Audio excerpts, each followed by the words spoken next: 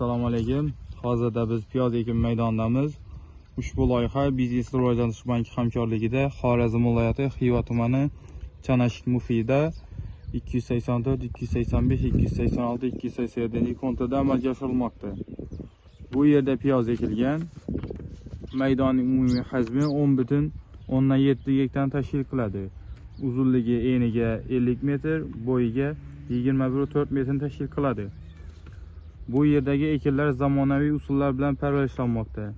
Hozirda ekinlar unib chiqish holatida. Ekinlarni yetishtirish 120 kun davom etadi. Yetishtirish jarayonida sug'oriladi, tabiiy va mineral o'g'itlar bilan oziqlantiriladi. Ushbu loyihaga 55 ta dehqon xo'jaliklari biriktirilgan. Har bir dehqon xo'jaligi uchun o'rtacha 0,2 gektar yer maydonlari to'g'ri keladi. Loyihani samarali amalga oshirish uchun lider tadbirkor Chanashik Ollabega Mashrib Abdulloh MCC ishlab chiqarish kooperativi biriktirilgan.